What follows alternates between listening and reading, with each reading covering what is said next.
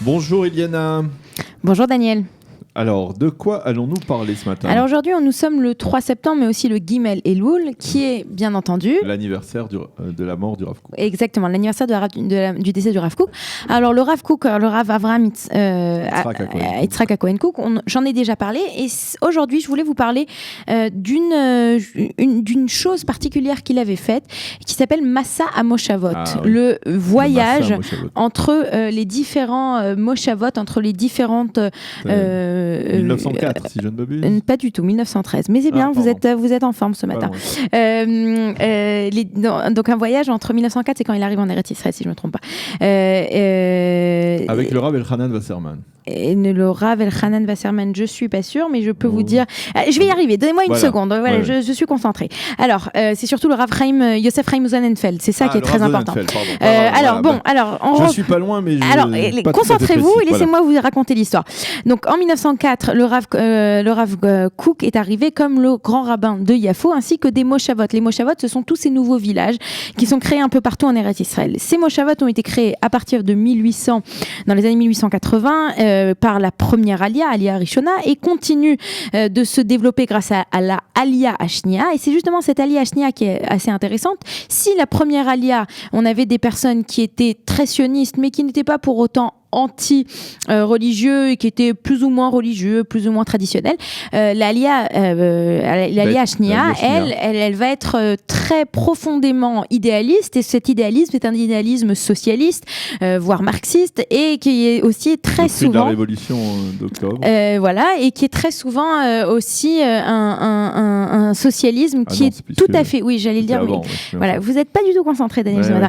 C'est un socialisme qui est complètement dénué de religion, puisque la religion c'est l'opium du peuple, et le Rav Kook décide d'essayer de faire quelque chose. Alors il ne va pas, il va partir donc faire un grand voyage. C'est en 1913, c'est au mois entre le mois de Rejvan et le mois de Kislev, c'est-à-dire vraiment en octobre-novembre de ces années-là. Ça va prendre un mois, et il va prendre avec lui plusieurs rabbanim. Alors ce qui est intéressant, c'est que dans les rabbanim qu'il va prendre, si on connaît le Rav Kook comme étant un Rav sioniste, ou c'est-à-dire un Rav en tout cas qui avait compris l'importance d'aller parler avec les chaloutzim, avec ses pionniers, il prend avec lui d'autres rabbins qui ne sont pas connus comme étant des rabbins qui ont voulu... Le Rav Sonnenfeld, c'est la Eda Haredit. Voilà, exactement. Le Rav Yosef Chaim Sonnenfeld, c'est lui qui va créer la Eda Haredit à Jérusalem, c'est-à-dire aujourd'hui le bastion, j'ai envie de dire, de l'antisionisme.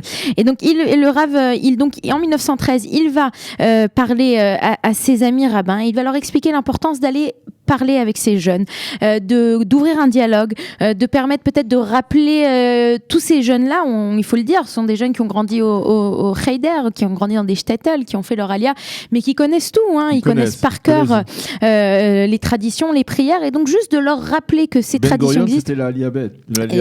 Exactement. Donc ce sont des gens qui connaissent, et de leur dire pourquoi est-ce que vous mettez toute cette richesse spirituelle ou cette richesse culturelle de côté, ramenez-la dans votre quotidien. Donc ils vont partir, je vous ai dit, le Rav Kook, le Rav Yosef Chaim Sonnenfeld, le Rav Yonatan Binyamin Halevi Horowitz, le Maggid Ben Zion Hidler, le Rav Yaakov Moshe Charlap, le Rav Avraham Leib Zilberman, le Rav Baruch Marcus et le Rav Moshe Klires. Ils vont partir tous. Ça veut dire qu'ils s'entendaient bien quand même. C'est-à-dire avec le Rav Kook. Le Rav Kook n'était pas exclu des milieux ultra-orthodoxes. Le Rav Kook a été exclu des milieux orthodoxes après sa mort. Ouais, c'est-à-dire qu'il a toujours été très proche d'une grande de toutes les sommités rabbiniques, à part quelques-unes et encore. Mais c'est après sa mort, et ça c'est peut-être une des plus grandes tragédies du sionisme religieux, c'est que il y a beaucoup de rabbins qui, par exemple, on a des noms de rabbins qui avaient fait des introductions au livre du Rav Kook, et qui après 20 ans ou 30 ans après la mort du Rav Kook ont demandé, ou c'est pas eux, ce sont leurs descendants qui ont demandé à retirer. Donc ça c'est la grande tragédie. Donc comme je vous le disais, donc en 1913, il part avec tous ces rabbins, et ils vont faire le tour de ces yishuvim, de ces villages. On a Hadera, Zichron Yaakov, Bat Shlomo, Shfia, Atlit, Chavat Aharonson, Haïfa, Merchavia, Kfar Tavor. Enfin bon, on a énormément d'endroits. Tveria, Degania, Rosh Pina, et c'est surtout Petar Tikva, non, parce que Petar Tikva c'est déjà religieux. Ouais. Donc ils vont dans des endroits où les gens ne sont pas religieux, et ils vont à nouveau, le but n'est pas de les re-rendre religieux, mais c'est de rappeler révéler cette étincelle juive que ces gens ont au sein d'eux. Et c'est véritablement à la manière du Rav Kook, c'est-à-dire Bedachei Noam, d'une façon agréable, d'essayer de recréer des liens. Et ils vont donc réussir dans plusieurs endroits, par exemple, à réinstituer des cours de Torah, à reconstruire à réouvrir des synagogues, à les rendre plus actives. Il faut dire, c'est important, que tout ce voyage est financé par la communauté juive d'Amsterdam, qui, vous saviez, toutes les communautés à l'époque avaient une personne qui était en charge d'envoyer de l'argent au vieux Yishuv. Et donc, c'est cette communauté qui va financer ce grand voyage qui va durer 1 mois de tous ces rabbanim.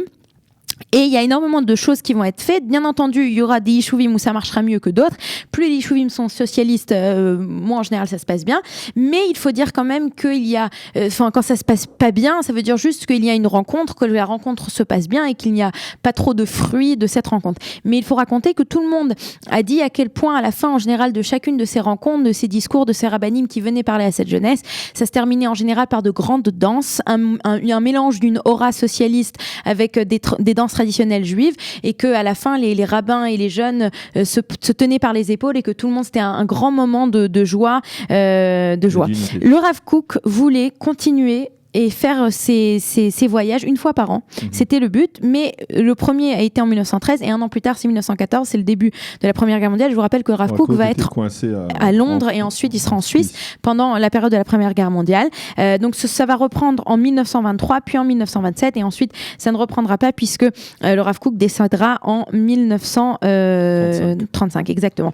C'était donc de cet aspect assez incroyable du Rav Kook dont je voulais vous parler aujourd'hui, de cette capacité à aller voir l'autre et de ne pas avoir peur justement de ces personnes qui n'étaient pas, on les appellerait aujourd'hui religieuses. Eh bien voilà, une belle leçon que dont les rabbins de notre époque pourraient s'inspirer également, bien entendu. Merci.